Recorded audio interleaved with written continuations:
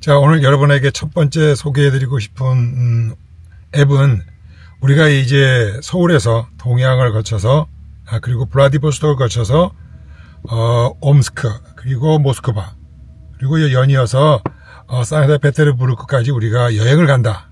러시아 끝단까지 간다고 우리가 가정을 해봤을 때 블라디보스톡에서 산트페테르부르크까지 약 한 1만 킬로미터 정도가 되죠. 그럼 그 사이에 시간도 많이 걸리고 또 많은 그 기후와 그 지형을 만날 수 있지 않을까 그렇게 생각이 듭니다. 자, 그러면 첫 번째 우리가 오는 퀘스천은 뭐냐?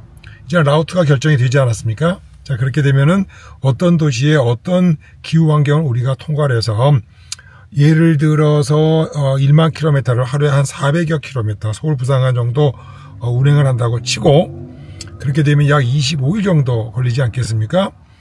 그리고 거기다가 이제 중간에 좀 다소 이제 자유여행도 좀 하고 아무리 이제 빨리 지나간다 그래도 한 50일 또는 뭐 60일도 턱 없지 않을까 그런 생각이 듭니다. 자, 그동안에 우리가 계절이 바뀔 수도 있고 그렇기 때문에 지나가는 그 경유 도시들이나 지역들의 일기 그리고 예상을 미리 하고 하는 것이 매우 중요하다고 저는 생각을 합니다. 전 세계의 도시들의 지역들마다 기상 조건을 1년간 통계 자료를 제공해주는 사이트로 여러분과 함께 한번 검토를 해보도록 하겠습니다.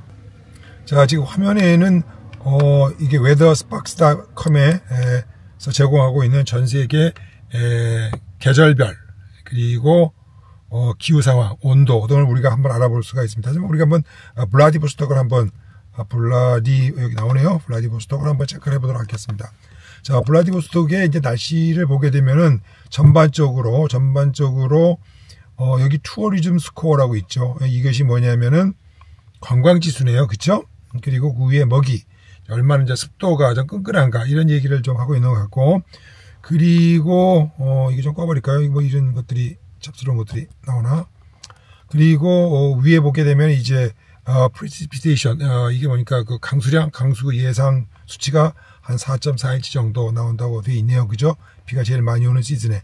자, 이런 것들을 이제 감안을 해서 여기에 보게 되면은 날씨가 따뜻하긴 하지만은 좀 비가 있네요. 한 100mm 정도 이때 집중적으로 오는 것 같고 그래서 여기에 투어리즘 스코어가 한 6.8 정도 돼서 여행하기에 그저 무난하다고 생각이 듭니다. 자, 우리가 여행을 할 수 있는 시간을 좀 따져보게 되면은 5월 중순 좀 날씨가 쿨하죠. 5월 중순부터 시작을 해서 아마 10월 중순 정도 한 5개월 정도가 블라디보스톡을 통과를 해서 이제 긴 장정의 실크로드를 유라시아 로드를 이제 탐험할 수 있는 시간이 되지 않겠나 이렇게 생각이 듭니다. 그래서 전반적으로 우리가 이것을 감안해 봤을 때 5월 초 중순이니까 우리가 이제 배를 선적을 하고 동해항에서 준비를 해야 될 게 한 달 전 아마 지금 요즘쯤 되겠죠. 4월 초순이나 중순쯤에 배를 실어 보내서 블라디보스톡에 실어서 거기서 통관하고 여러 가지 이제 하역을 하고 하는데 일단 넉넉 잡고 한 달 정도 또 거기서 체류할 생각을 하고 여행을 출발하시면 될 것 같습니다.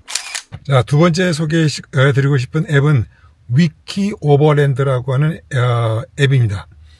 여기에서는 어떤 서비스를 제공하냐면 우리가 자동차를 가지고 나라와 나라를 넘어갈 때 그 육상에서 말하면 이제 육상 검문소와 세관에서 필요한 여러 가지 수속과 절차와 여러 가지 그 뭐 세금이랄 까요 비자라든지 여러 가지 것들을 정보를 제공하고 있는 아주 유용한 사이트입니다. 자, 물론 이제 국경을 넘어갈 때 많이 참조를 하면 좋겠죠. 한번 멕시코를 참조를 한번 해보도록 하겠습니다. 멕시코.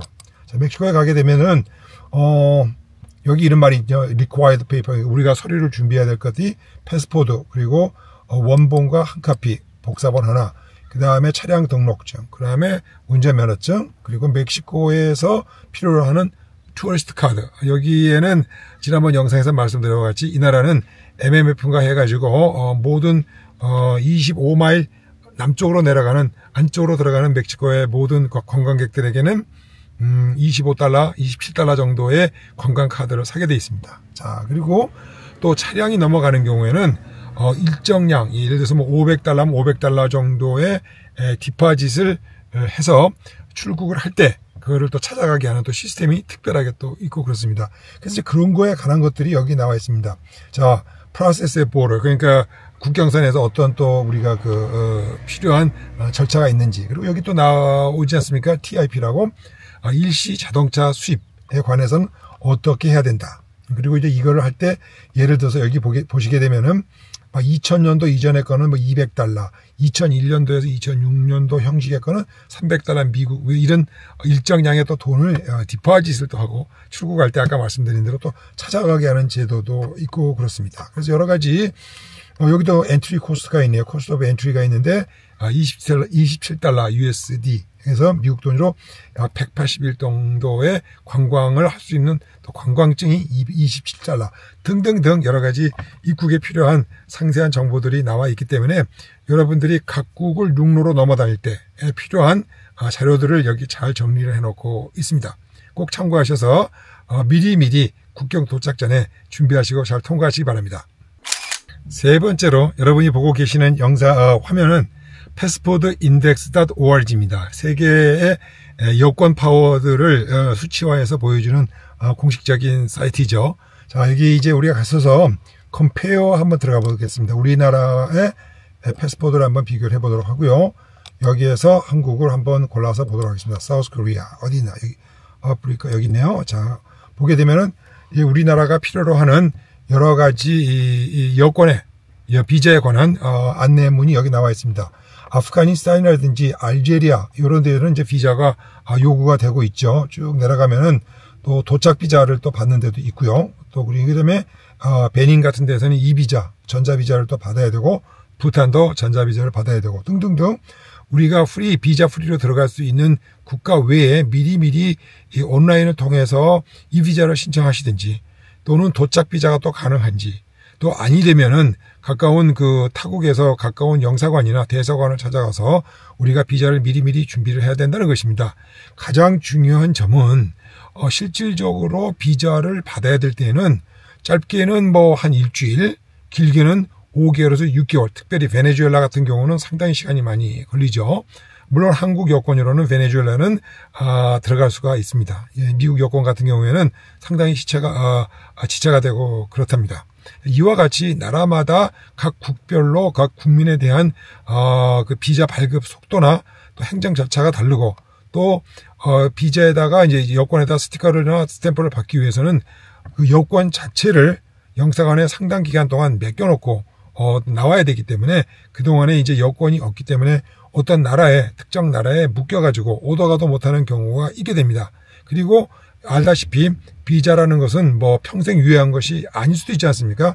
지금부터 발행일자부터 6개월 내에 써야 된다. 뭐 이런 것들도 자세히 해당 국가 웹사이트에 가셔서 확인해 보시고 여러분들에게 착오가 없으시길 바랍니다. 워낙 나라마다 규정이 다르고 그러기 때문에 한 나라를 넘어갈 때마다 꼼꼼히 잘 확인하셔가지고 불필요하게 비자를 받기 위해서 한 달, 두 달, 석 달씩 장기 대기를 하지 않기를 바람하지 않습니다.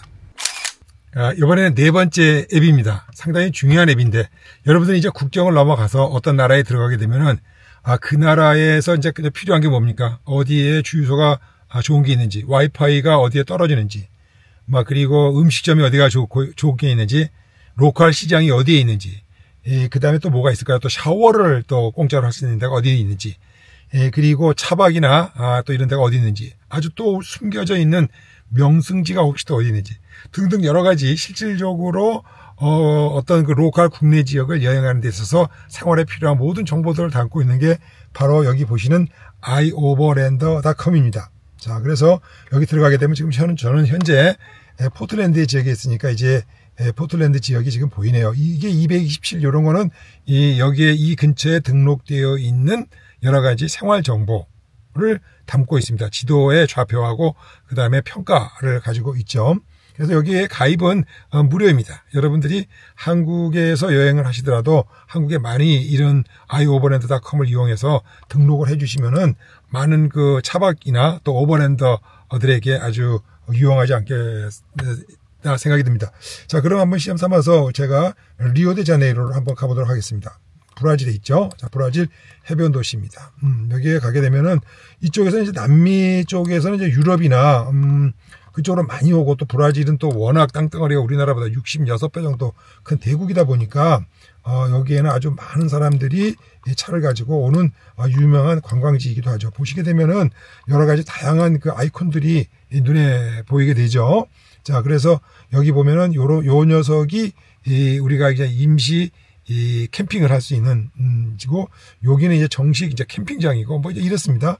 그래서 리오데자네이루에 이제 가게 되면은 제가 왜 여기를 했느냐, 여기에 있는 이 사진이 그리스도 리텐더 그러니까 리디머죠. 그러니까 이 영어로 말하면, 그러니까 구주, 그리스도 구세주, 뭐 이런 우리 큰 그 콘크리트 석상이 절벽 위에 있는 거를 여러분이 많이 보셨을 것 같아요. 자, 그래서 여기 이제 보게 되면은 제가 경험으로 예전에 여기를 기어 올라가기 위해서 단순히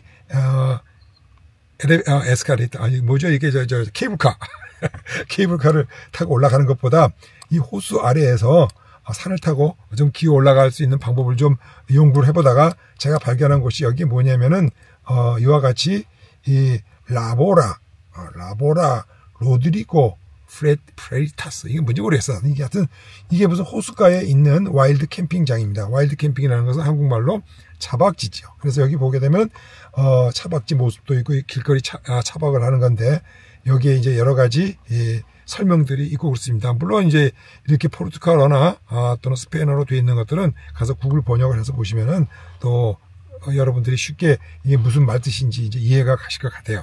자, 그래서 이와 같은 이제 정보를 담고 있습니다. 그래서 우리가 한번 서울을 한번 찾아가 볼까요? 뭐 기왕 열었으니까 서울을 한번 찾아가 보도록 하겠습니다. 고.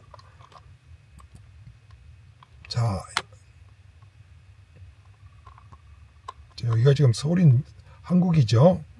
자, 이거는 꺼버리도록 하겠습니다. 그래서 여기 보게 되면은 사실 우리나라에 제가 모르는 여러분들은 많은 차박지하고 또 여러 가지 그 맛집이라고 그러나요? 또 이런 데도 많이 아시고 정보가 있으실 것 같아. 그래서 여기 이제 보게 되면은 여기 어딘가 제천시, 여기 한번 눌러볼까요?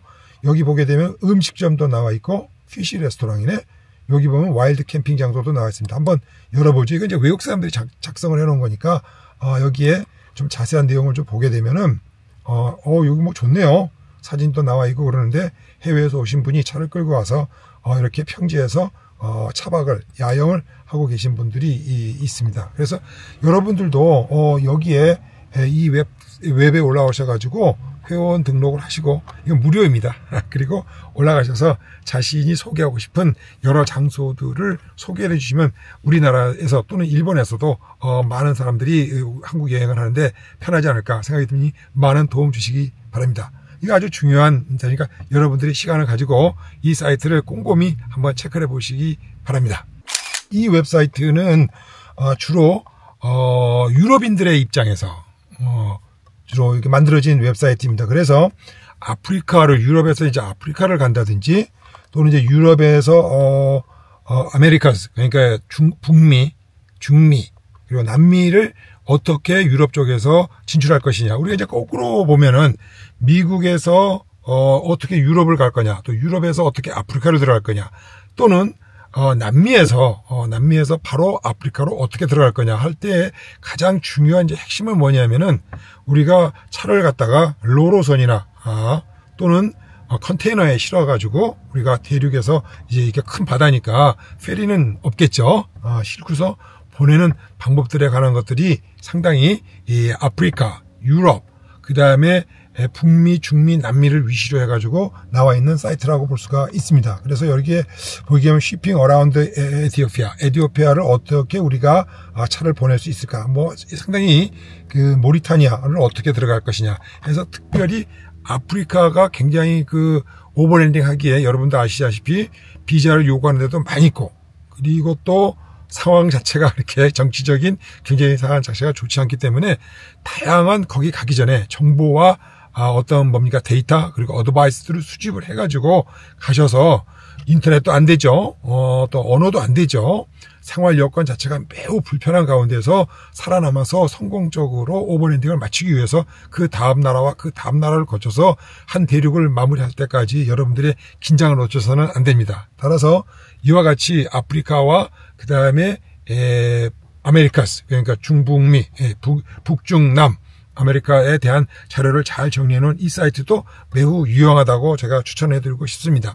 그리고 또 뭐 제가 웹에서 소개를 드리지 않습니다만은 페이스북에 들어가셔가지고 오버랜딩 아프리카라든지 오버랜딩 에이시아라든지 뭐 오버랜딩 뭐 사우스 아메리카라든지 뭐 이런 그 특정 페이스 그룹 자체에 들어가시게 되면은 거기에서는 그날 또 그때 이루어지고 있는 소통의 장들이 있습니다. 거기 가시게 되면은 뭐 차를 수리하는 문제라든지 어떻게 국경을 넘어가는 문제라든지 지금 내가 감옥에 들어가게 생겼는데 이걸 어떻게 해야 되는지 변호사 사는 방법이라든지 지난번에도 말씀드렸지만 CDP라고 까르네를 어떻게 구입을 해야 되는지 어디가 싼지 뭐 등등 다양한 정보들이 현안으로 올라오고 있기 때문에 여러분들이 최소한 오버랜딩을 가시기 전 최소한 1년 전부터 다양한 목적지에 대한 정보와 자료 수집들을 잘 정리를 하고 기억하시고 가지고 가시는 것을 강력히 권장해 드립니다.